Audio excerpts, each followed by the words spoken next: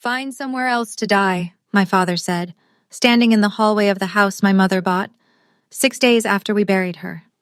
He'd already changed the locks. His new wife was already measuring the master bedroom for new curtains. He told everyone I had no claim. He told the insurance company he was the sole beneficiary. He told me my mother couldn't protect me anymore. He was right about one thing. My mother couldn't speak for herself anymore. But what he didn't know was that she didn't need to. She'd already said everything she needed to say, in a document he never knew existed. My name is Dahlia Owens. I'm 28 years old, and I have lupus. Before I go on, please take a moment to like and subscribe, but only if you genuinely connect with this story. Drop a comment telling me where you're watching from and what time it is where you are.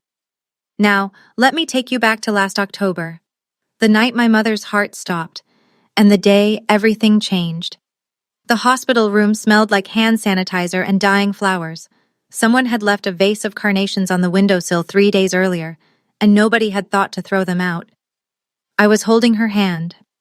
My mother's hand. It was so thin I could feel every bone. Eleanor Grace Owens, the woman who built a financial consulting career from a studio apartment and a library card, weighed 91 pounds. Pancreatic cancer had taken the rest. 14 months.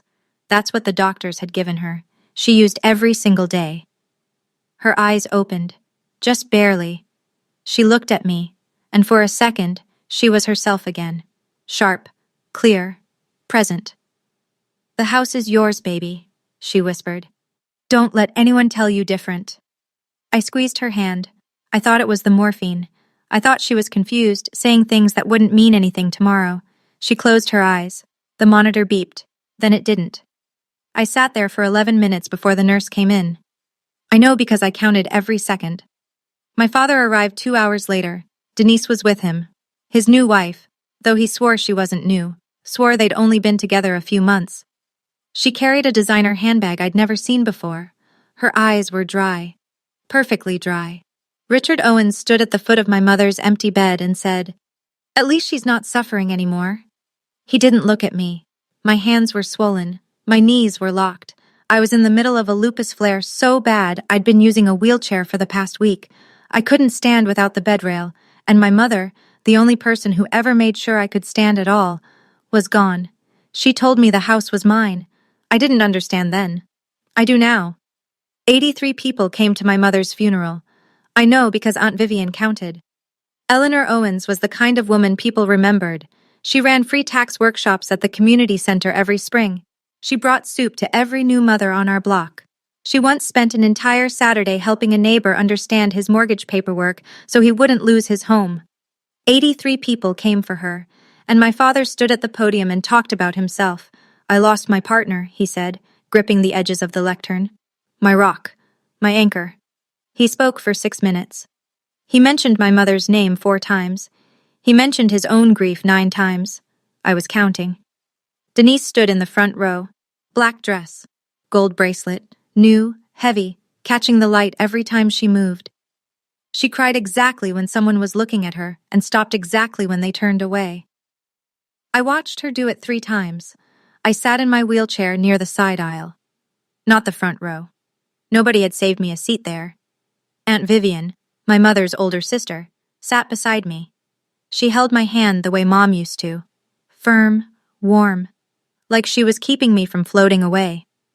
"Something's not right with that woman," Vivian whispered, watching Denise dab at dry eyes with a folded tissue. After the service, people lined up to hug Richard. Denise accepted condolences like she was hosting a cocktail party. Gracious nods, soft thank yous, a hand on every arm. I was wheeling myself toward the parking lot when I saw Denise step behind the chapel, phone pressed to her ear. Her voice was low, but I caught every word. "It's done. We can start Monday." She hung up, turned, saw me, smiled. "You should rest, sweetheart," she said. "You look exhausted." 3 days after the funeral, the house still smelled like the lilies people had sent, wilting petals on every surface. Richard called me to the living room. He sat in my mother's armchair, the green velvet one she'd had since before I was born. Denise sat on the armrest beside him, legs crossed, one hand on his shoulder. We need to talk about the house, Richard said. I was on the couch across from them. My joints ached, my hands were stiff. I'd barely slept in a week. This house, he continued, the investment accounts, the life insurance, it all comes to me. I'm the surviving spouse. That's how the law works. Denise nodded. It's what the law says, sweetie. Richard slid a piece of paper across the coffee table. A quitclaim deed. My name was already typed at the bottom. All I had to do was sign. Just make it easy, he said, for everyone. I stared at the paper. The ink was fresh. Someone had prepared this in advance. Mom told me the house was mine, I said. Richard leaned back. She was on painkillers. That means nothing. She said it before the painkillers. His jaw tightened. Your mother spoiled you. You think you deserve something you didn't earn? Denise rubbed his shoulder. Honey, she's grieving. Give her a minute. I didn't touch the paper. I already have a lawyer, Richard said. His voice dropped. Calm, practiced. He says your mother died without a will. No will means everything goes to me. That's the law in this state. He stood up, looked down at me. If you don't sign this by Friday, I'll have you removed. He walked out. Denise followed.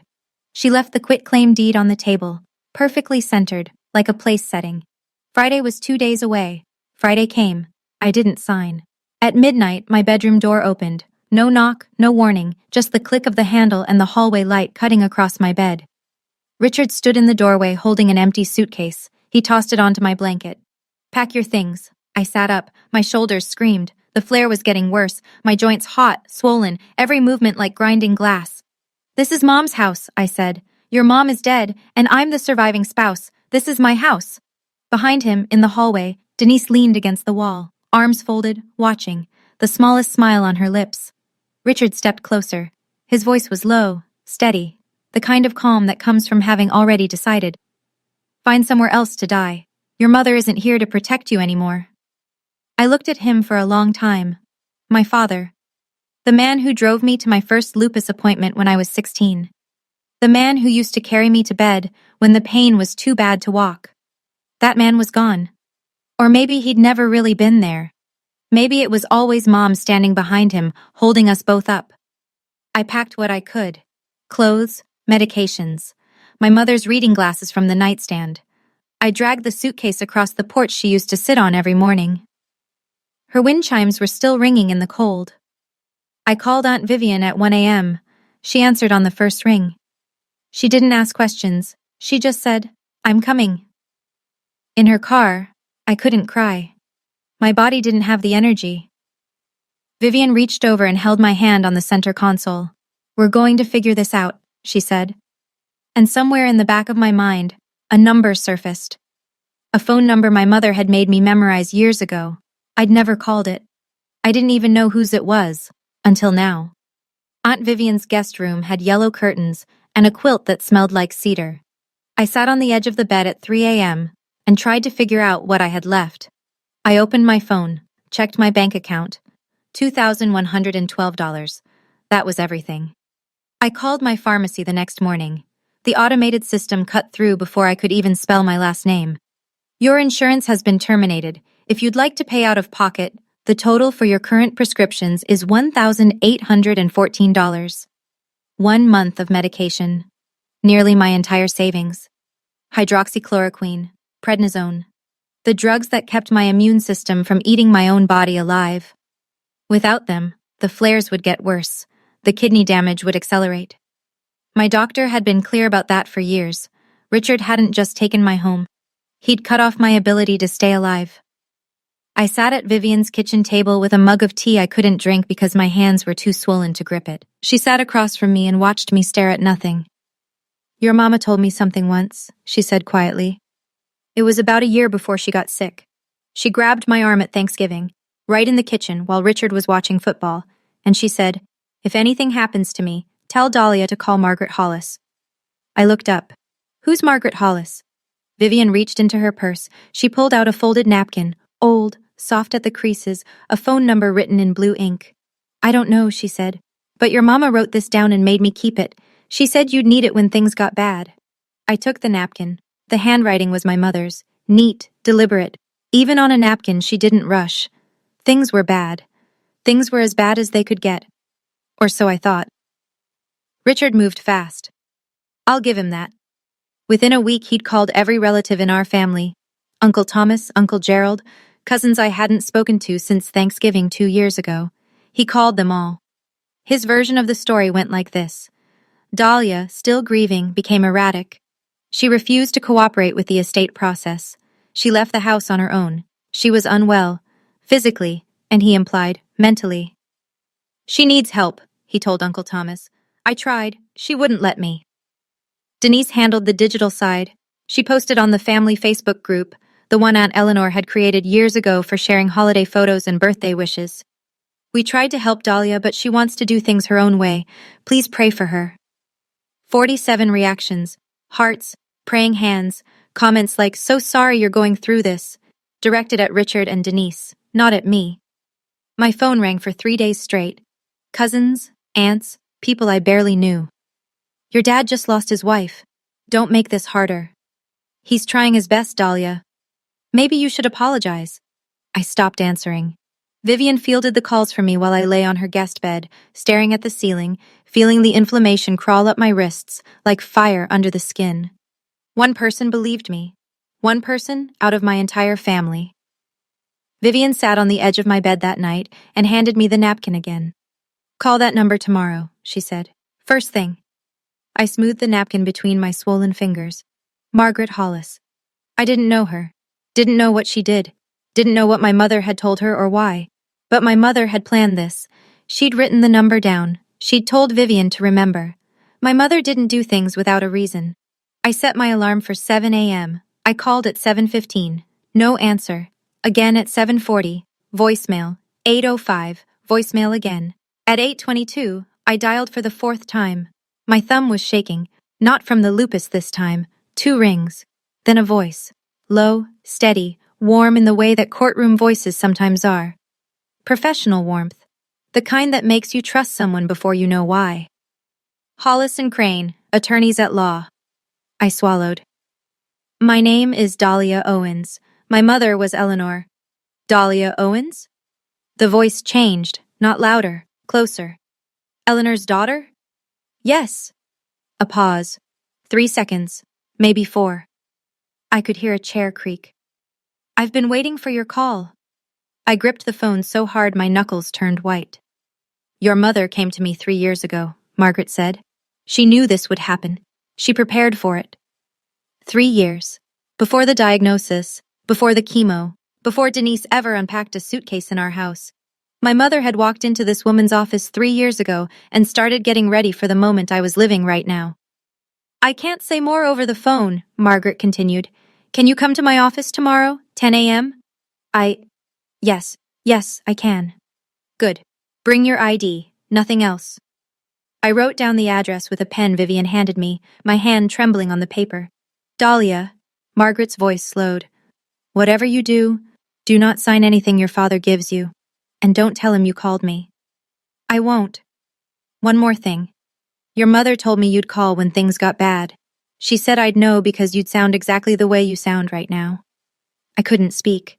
My throat closed around something that felt like a fist. She also told me to tell you, you're going to be okay. The line clicked.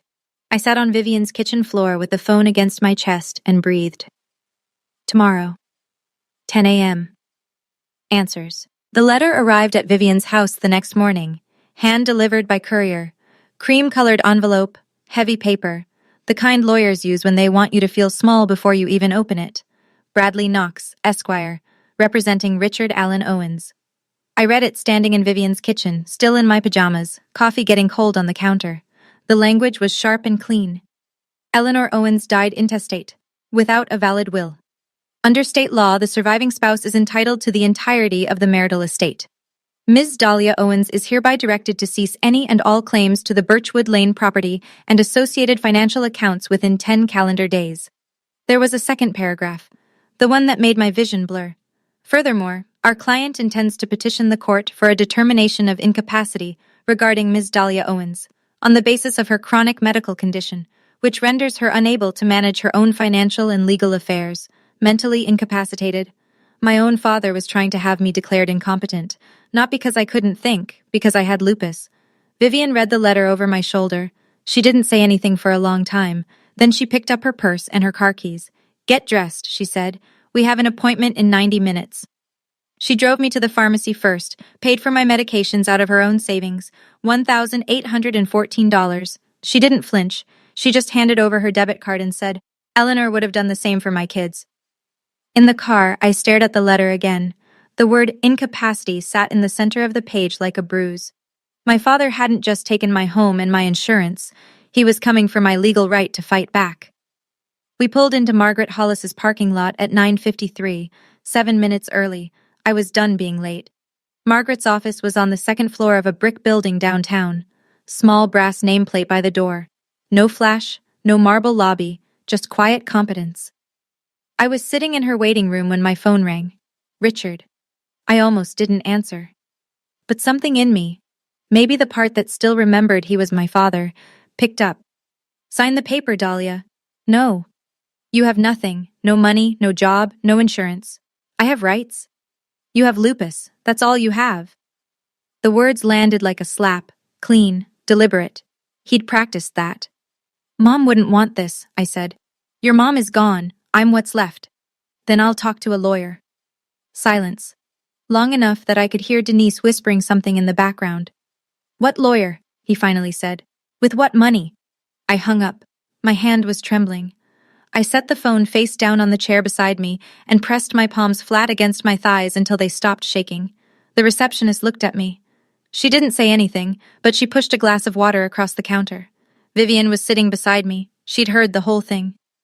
"What did he say?" she asked. I looked at her. "He doesn't know yet." Vivian studied my face. She nodded slowly. She understood.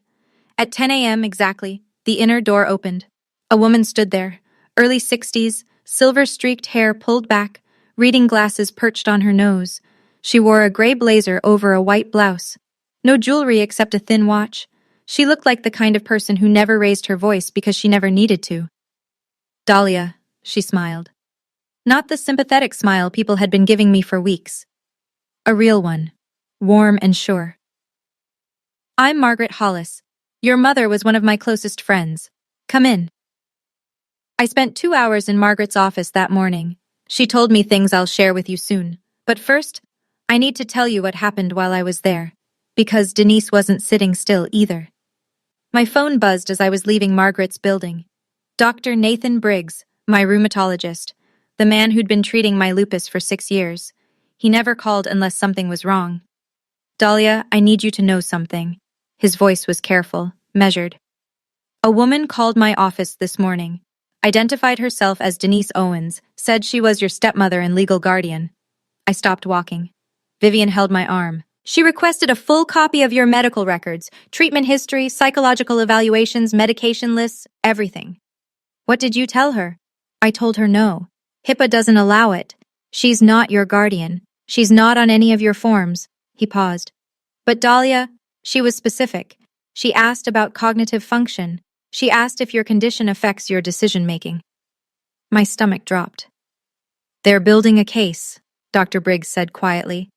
"They want documentation that says you can't take care of yourself." I leaned against Vivian's car. The October wind bit through my coat. "Can I give you some advice?" he said. "Not as your doctor. As someone who's watched you fight this disease for 6 years. Yes. I can't tell you what to do, but I can tell you, protect yourself." I thanked him. Hung up. Told Vivian everything. She gripped the steering wheel until her knuckles went pale. That woman is evil. That night, I sat on Vivian's guest bed and wrote down everything. Every conversation, every date, every dollar, everything my mother had ever said about the house, the accounts, the future. And I remembered something else, a sentence from years ago when Mom thought I was asleep on the couch. "Everything's in my name, baby, not his, mine." She'd been talking to someone on the phone. I never knew who. Now I was beginning to understand.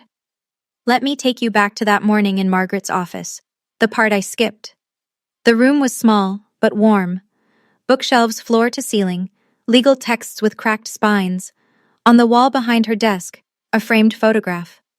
Two young women on a college lawn, laughing. One was Margaret. The other was my mother, 20 years old, with her whole life ahead of her.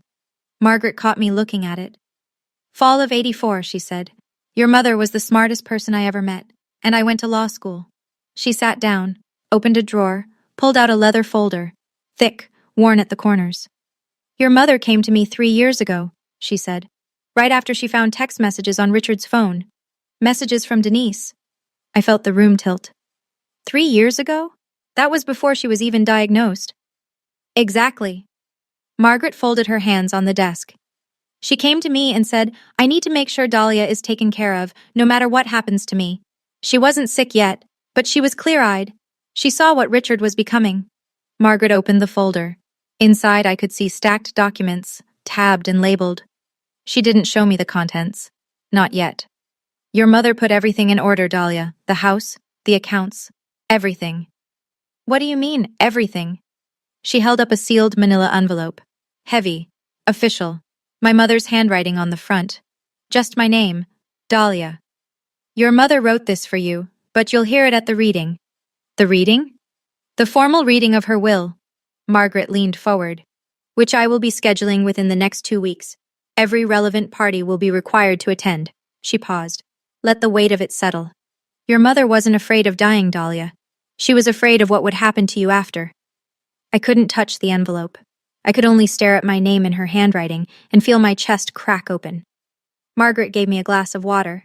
I drank half of it before I realized my hands had stopped shaking. Here's what you need to understand, she said.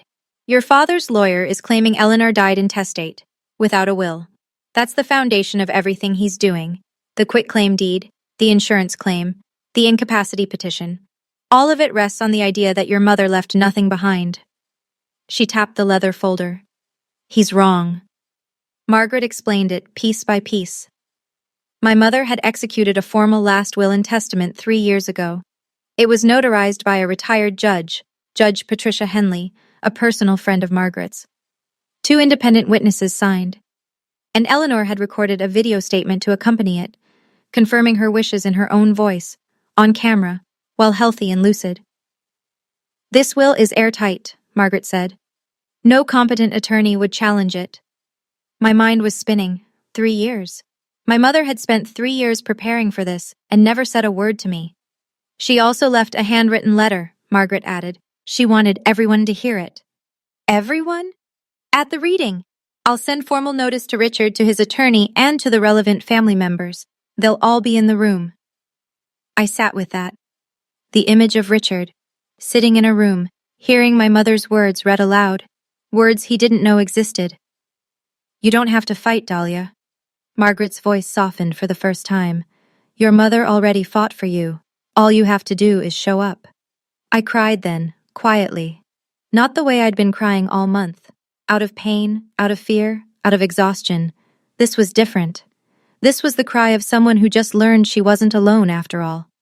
Margaret pushed a box of tissues across the desk. She didn't rush me. There's one more thing your mother did, she said after I'd wiped my eyes, but it's better if you hear it with everyone else in the room. 2 days later, the letters went out. Certified mail. Return receipt requested. Richards arrived at the Birchwood Lane house, my mother's house, on a Tuesday morning. I know because Aunt Vivian told me what happened next. He called her. His voice wasn't the same voice that told me to find somewhere else to die. This voice was thinner, faster, almost confused. Who is Margaret Hollis? Eleanor never mentioned a lawyer. Vivian kept her answer short. Come to the reading and find out. What reading? There is no will. My lawyer already confirmed. Then you have nothing to worry about, Richard. She hung up. That evening my phone rang. Richard again. But the tone had changed. The cold authority was gone. In its place, something I almost didn't recognize. He sounded careful. Listen, sweetheart. Maybe we can work something out. You don't need a lawyer. Sweetheart. He hadn't called me that since I was 15. I'll be at the reading, Dad. Dahlia. See you there. I hung up. Vivian looked at me across the kitchen table. She raised her coffee mug in a silent toast. Denise posted on Facebook that night. No direct mention of the reading, just a Bible verse about betrayal and a caption. When family turns on you, God sees everything. 8 heart reactions. 3 prayer emojis. I didn't respond. I didn't even open the app. I was sitting on Vivian's couch, making a list Margaret had asked me to prepare. Dates, events, things my mother had said. Margaret had also called me that afternoon with an update. Richard had hired a second lawyer, Carl Myers, a specialist in estate disputes. He's panicking, Margaret said. I could hear the calm smile in her voice. Good. 2 weeks. 14 days until everyone sat in the same room and my mother spoke for the last time. I took my medication. I went to bed. And for the first night in weeks, I slept without waking up. The morning of the reading, I stood in front of Vivian's bathroom mirror for a long time. I'd lost weight. The flare was still active. My fingers were puffy, my wrists stiff, and there were shadows under my eyes that no amount of concealer could fix. But I put on a clean blouse, a dark blazer Vivian had lent me, simple flats because heels were out of the question. Margaret had said, "Come dressed like you belong." Because you do. Vivian drove. Neither of us spoke. The radio was off. Just the sound of tires on wet asphalt and Vivian's turn signal clicking like a metronome. Hollis and Crane occupied a quiet corner office in a brick building on Whitmore Street, 2nd floor. No elevator. I took the stairs one at a time, Vivian's hand on my elbow. The conference room was already set up. Long oak table, 12 chairs, water pitchers at each end. A window overlooking the street, pale October light falling across the carpet. People were already there. Uncle Thomas, my mother's younger brother, gray beard, flannel shirt, hands in his pockets. He nodded at me. Uncle Gerald, Eleanor's baby brother, quiet, sitting at the far end. Linda Torres, the family accountant, glasses on a chain around her neck, legal pad open, 2 paralegals from Margaret's firm seated near the door. Then Richard walked in. He wore a navy suit, fresh haircut. Denise was a step behind, black dress, modest neckline, tissue already in hand, ready to perform. Behind them, Bradley Knox, thin and tall, briefcase like a shield. Carl Myers, shorter, rounder, already sweating. Richard sat on one side of the table. I sat on the other. We were 8 feet apart. It felt like a canyon.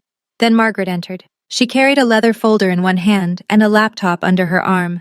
She set both down at the head of the table. She didn't smile. She didn't need to. Let's begin. Knox spoke first. He buttoned his jacket as he stood, like he was about to address a jury. Before we begin, my client would like to note that he was unaware of any will and questions its validity. He sat back down.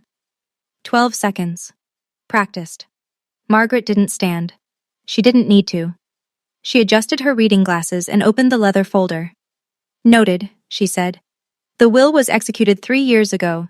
Notarized by Judge Patricia Henley. Witnessed by 2 independent parties who are available to testify. Its validity is beyond question. Knox shifted in his chair. Myers wrote something on his pad. Richard stood up. His chair scraped against the floor. My wife never told me about any of this. Margaret looked at him. Her expression didn't change. She wasn't required to, Mr. Owens. A ripple moved through the room. Uncle Thomas glanced at Uncle Gerald. Linda Torres stopped writing. Denise leaned forward. This is ridiculous. Her voice cracked, just enough to sound wounded. Eleanor was sick. She wasn't thinking clearly. Margaret turned to Denise, slowly, the way you turn to face something you've been expecting. Mrs. Pratt Owens, you are not a party to this will. I'll ask you to remain silent unless addressed. The room went still, completely still. The only sound was the clock on the wall and the soft tap of Myers' pen against his legal pad. Denise opened her mouth, closed it.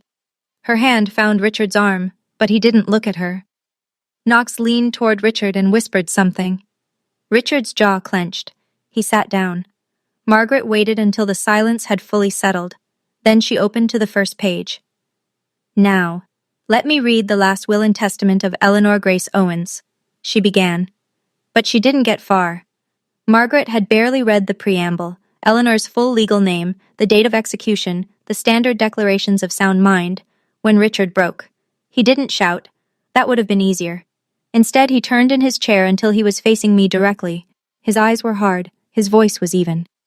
You know what your problem is, Dahlia? Margaret stopped reading. The room held its breath. You've been a burden your whole life. Uncle Thomas straightened in his chair. Linda Torres set her pen down. Your mother spent everything on your medical bills, every dime. And what did you give back? Nothing. I didn't move. My hands were flat on the table, swollen knuckles pressed against the wood. You can't work. You can't live alone. You can't even walk without help some days. He shook his head. Eleanor felt guilty about your disease. That's the only reason she kept you around. Guilt, not love. The words hit me one at a time, each one precise, each one aimed at the place that was already bleeding. Aunt Vivian stood up so fast her chair hit the wall behind her. That is enough, Richard. Uncle Thomas was shaking his head. I can't believe what I'm hearing. Denise placed her hand on Richard's arm. Honey, calm down. Her voice was gentle, concerned, but her eyes were bright, alert. She wanted this. She wanted every word of it on the record. What she didn't know, what nobody in that room knew yet, was that Margaret's paralegal had been recording since the moment the meeting began.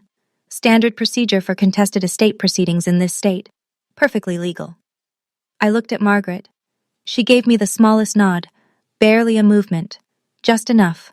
And I knew. My mother was about to speak. Margaret let the silence stretch. She didn't rush it. She let every person in that room sit with what Richard had just said. Then she spoke. Quietly. The way a surgeon speaks before the first cut. Are you finished, Mr. Owens? Richard said nothing. His chest was rising and falling. Denise was still holding his arm. Good. Margaret placed both hands on the document. Because your wife had something to say about all of that. She turned to the first substantive page. The room was so quiet, I could hear Uncle Gerald's breathing from the far end of the table. Margaret read, I, Eleanor Grace Owens, being of sound mind and body, hereby declare this to be my last will and testament, revoking all prior wills and codicils.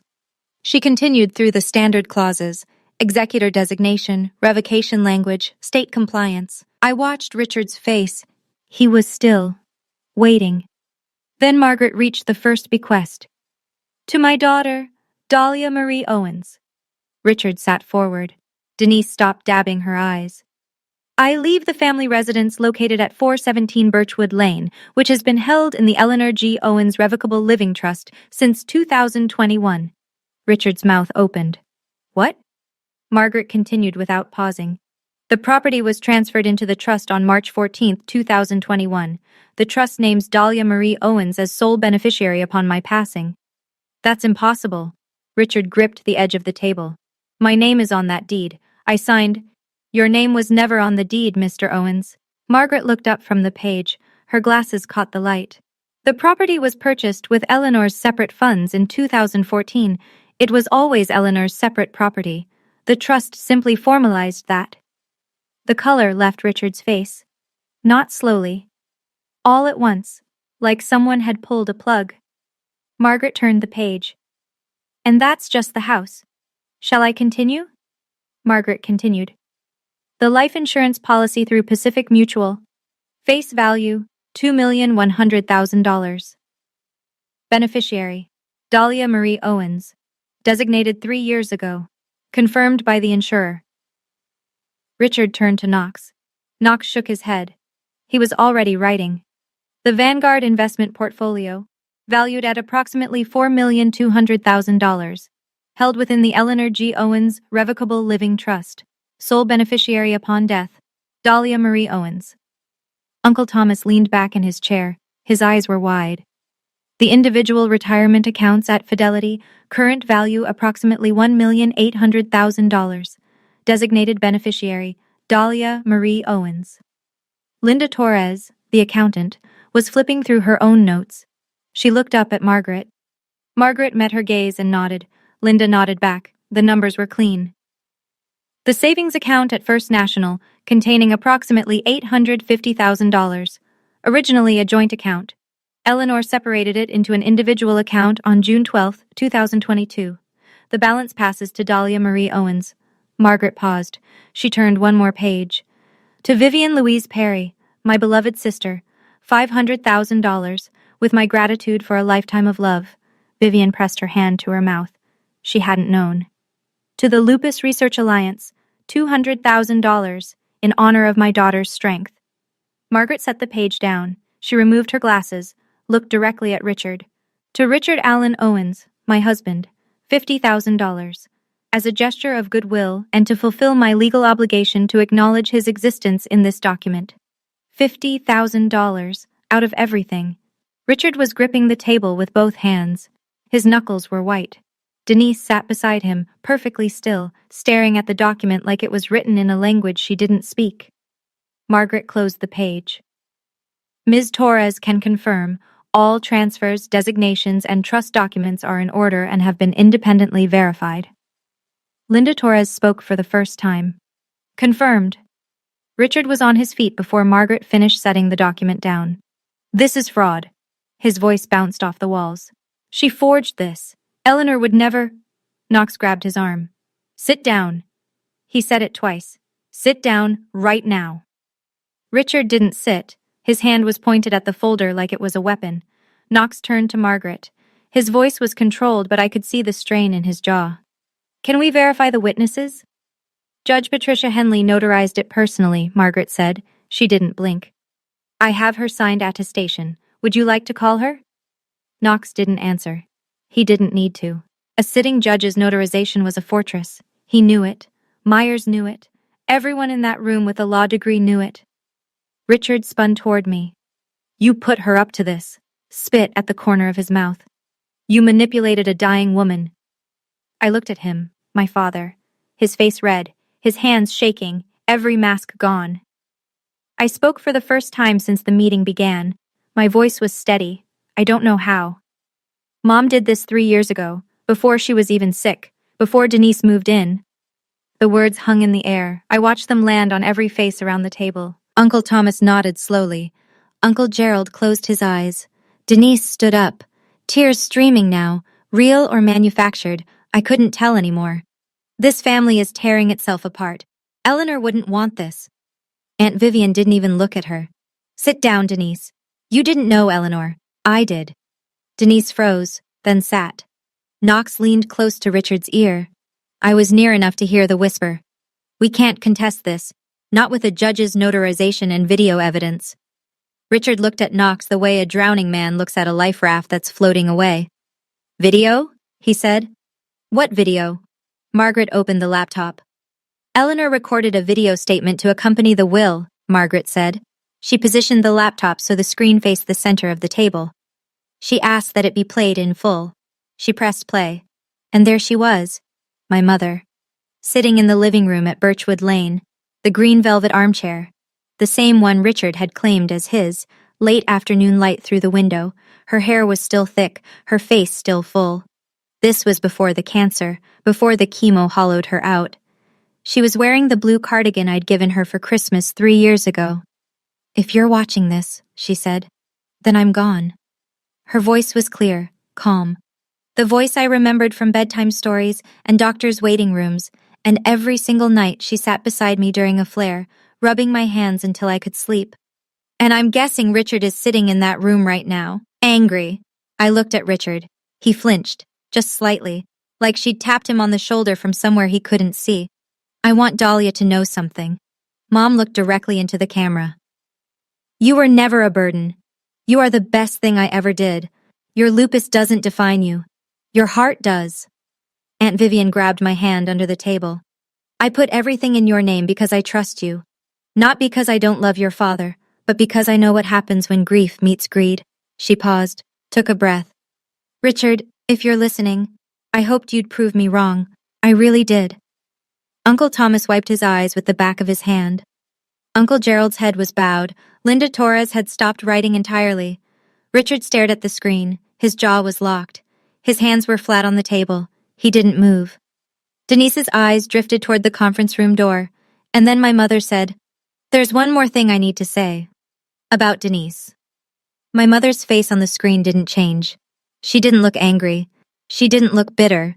She looked like a woman telling the truth because she wouldn't get another chance.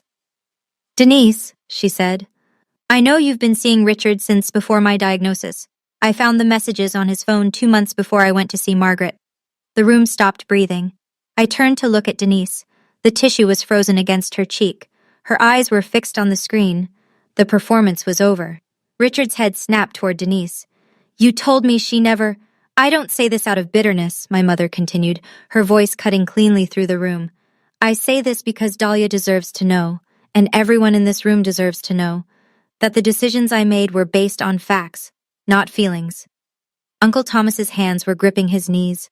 Uncle Gerald looked at Richard with an expression I'd never seen on his gentle face before. Disgust. Mom went on. Richard chose Denise before I even started chemo. I chose to protect my daughter. My chest ached, not from the lupus, from the weight of understanding. My mother had known everything. She'd watched her husband fall for someone else while she was still healthy, still present, still making dinner and folding laundry in a house she knew she might lose. And she didn't scream, she didn't beg. She went to a lawyer and built a wall around me. Dahlia, Mom said. She smiled then. Small, sad, beautiful.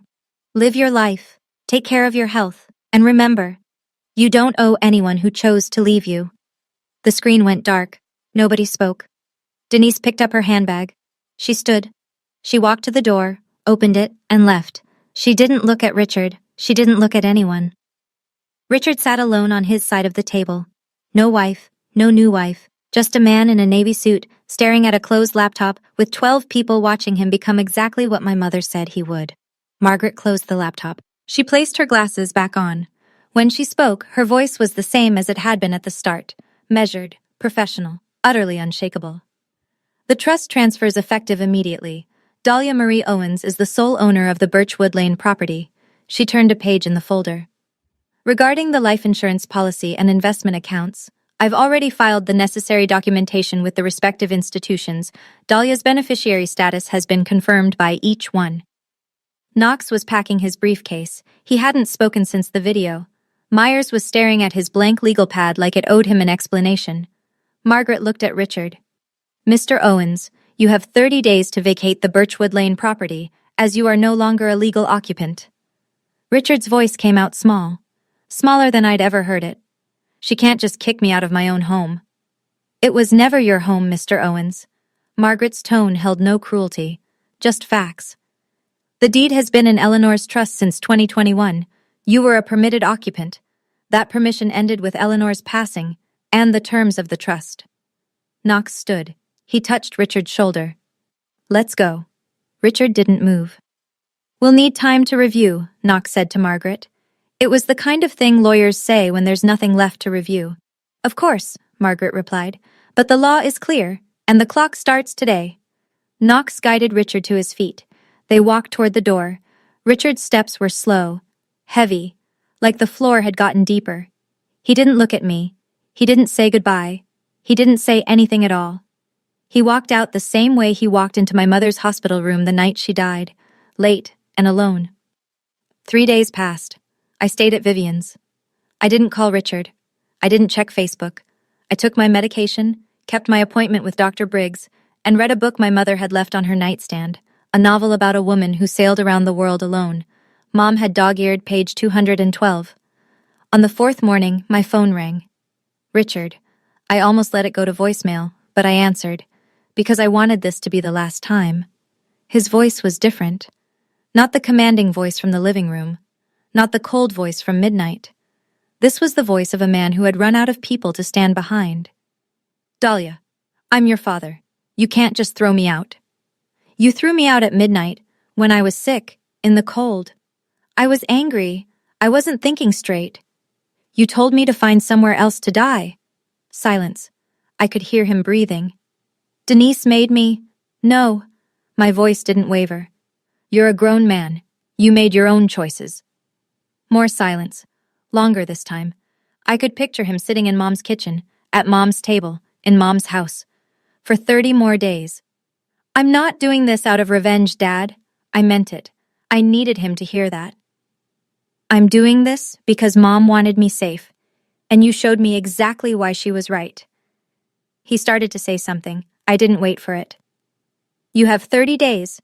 Margaret's firm will help you find housing if you need it. Dahlia. Goodbye, Dad. I ended the call, set the phone on the kitchen counter. My hand was trembling, not from lupus this time, just from the ordinary pain of closing a door on someone who should have been holding it open for you. Vivian was standing in the doorway. She didn't ask what he said. She just walked over and held me. 30 days later, I turned the key in my own front door. Richard had left the week before, moved to Ohio, to his brother's house. He'd taken his clothes, his golf clubs, and a box of tools from the garage. He left everything else, the furniture, the dishes, my mother's things. He left her wind chimes on the porch. I don't know if that was kindness or just forgetting. I chose to believe it was the last decent thing he did. The house smelled like dust and closed windows, and underneath it all, like her. Lavender hand cream. The wool throw she kept on the couch. Coffee beans she stored in the freezer because she swore it kept them fresh. I walked through every room. Kitchen, living room, the hallway where he'd stood that midnight with an empty suitcase. My old bedroom, her bedroom. I stopped in her doorway. The green velvet armchair was where she'd always kept it, by the window, angled toward the garden. On the nightstand beside her bed was something I hadn't expected. A journal, leather-bound. My mother's handwriting on the first page. I opened it. Page after page. Letters. All to me. Dated over 14 months. The entire length of her illness. Some were long, some were just a few lines. She wrote about the weather, about a cardinal that visited the bird feeder every morning, about how she could hear me sleeping through the wall and it was the most comforting sound in the world. The last entry was dated 1 week before she died. The handwriting was shaky, uneven, but still hers. "You're going to be okay, baby." I made sure of it. I sat on her bed. I held the journal against my chest. And I cried. Not from grief, not from anger, not from relief. From the simple, overwhelming knowledge that I was loved by someone who planned for a future she would never see. The wind chimes on the porch sang through the open window, and for the first time in months, I could breathe.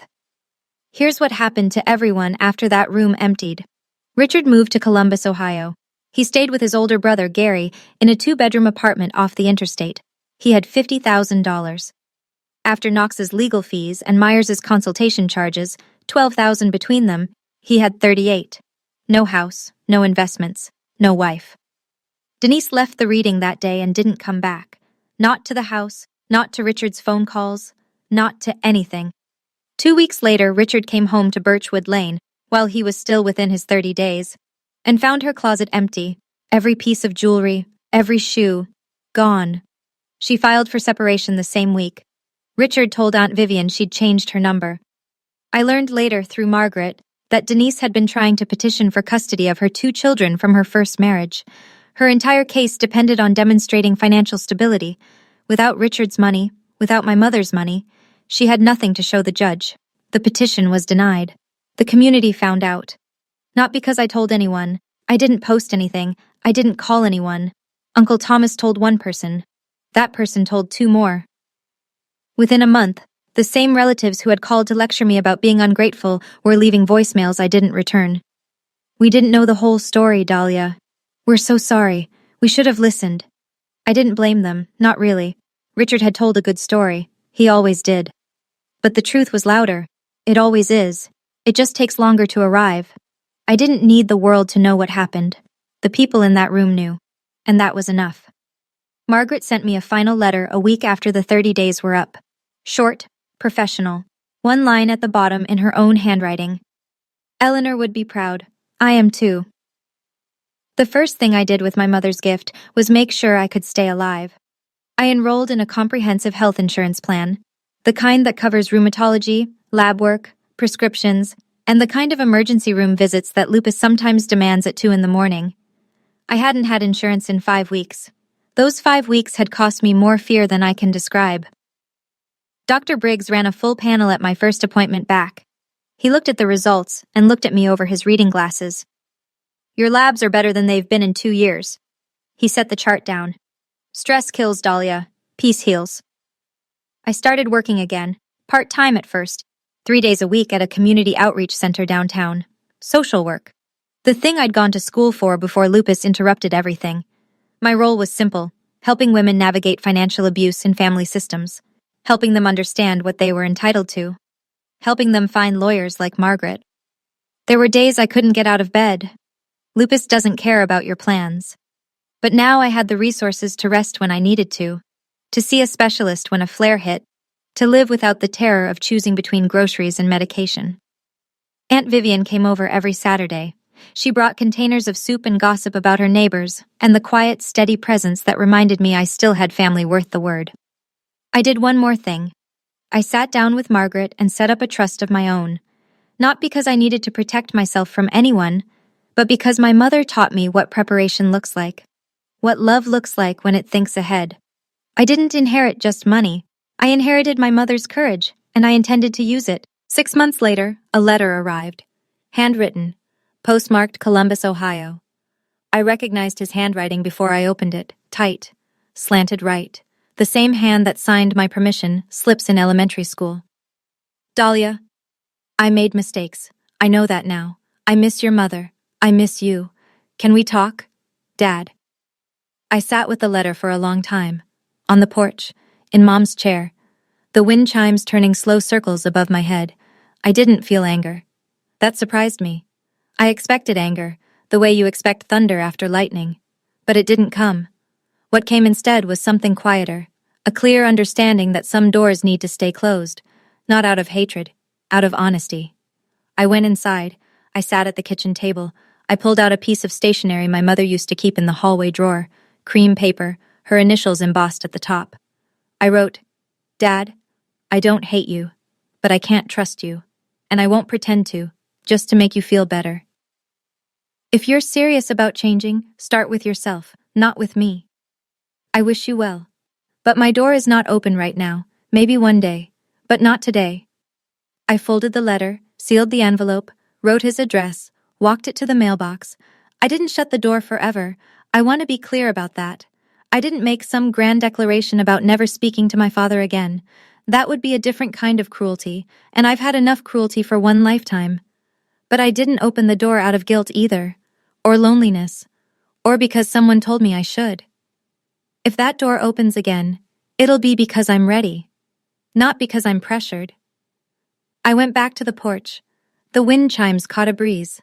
I listened to them the way I used to listen to my mother humming in the kitchen. Not the melody, just the fact that it was there. I'm not telling you this story because I want sympathy. If that's what you heard, let me try again. I'm telling you because somewhere out there, someone is listening to this at 2 a.m. Maybe on their phone, maybe through earbuds so nobody else hears. And maybe that person just lost someone they love. Or maybe they're being told they're a burden. Or maybe their family is fighting over things that should be sacred, a house, a promise, a name on a piece of paper. If that's you, I want you to hear this. My mother taught me that love isn't just words. Love is preparation. It's sitting in a lawyer's office when you're healthy and thinking about what happens when you're not. It's putting someone's name on a trust they don't even know about because you know the storm is coming and they'll need shelter. If you have a sick child, a vulnerable parent, a family member who depends on you, please talk to a lawyer, set up a trust, write a will, name your beneficiaries. Don't leave it to chance. Don't assume the people around you will do the right thing when you're gone. Some will, some won't, and by then, you won't be there to find out. And if you're the one being told you're not enough, that you're a burden, that your illness makes you less, that you should be grateful for scraps instead of standing up for what's yours, hear me clearly. You are enough. Your illness doesn't make you less. Your need for help doesn't make you weak. Anyone who uses your vulnerability against you has told you exactly who they are. Believe them. My mother believed in me from a leather chair in a lawyer's office 3 years before she died. She never told me. She just did it. That's the kind of love that outlives everything. It's spring now. I'm sitting on the front porch of 417 Birchwood Lane. My porch, my house. The house my mother bought, protected, and gave to me. Not with a speech, but with a signature on a Tuesday afternoon that nobody knew about. There's a cup of tea on the railing, chamomile, Mom's favorite. I don't even like chamomile, but I buy it anyway. The smell of it is the closest I get to sitting next to her. My mother's journal is on the table beside me. I've read every page, some of them twice. Some of them so many times the ink is starting to fade where my thumbs hold the paper. I keep it close, not because I need to read it again, because the weight of it in my hands feels like her hand in mine. Lupus is still here. It will always be here. Last Tuesday was bad. My knees locked up and I spent the morning on the kitchen floor waiting for the prednisone to work. But I have insurance now. I have a doctor I trust. I have a body that fights me, and a life that's finally worth the fight. In the garden, something catches my eye. Along the back fence, where the sunlight hits first in the morning, a row of tulips, red and yellow, tall and open. My mother planted them last spring, 9 months before she died. She was already in treatment, already losing weight, already tired in a way that sleep couldn't fix. But she knelt in the dirt with a trowel and planted bulbs she knew she would never see bloom. She planted them for me. My mother planted tulips she'd never see bloom. That's what love looks like. I close the journal. I lean back in the chair. The wind chimes sing. And somewhere, I don't know where, I don't know how, she knows I'm okay. So that's my story. It's not about money, it never was. It's about a mother who loved her daughter enough to fight from beyond the grave. It's about a woman who saw the worst coming and built a shield out of paperwork and preparation and the quiet, stubborn belief that her child deserved better. If you've ever been underestimated, discarded, or told you don't matter, I hope this story reminded you of something simple. Someone sees you. Someone believes in you, even if they're not here to say it anymore. And if they were anything like my mom, they already made sure you'd be okay. You just might not know it yet. If this story touched your heart, let me know in the comments. What was the moment that hit you the hardest? If you've ever had to set boundaries with family, type, "I stood my ground" below. Hit like if you believe every parent should protect their child's future. And check the description for more stories like this one. I'll see you in the next one.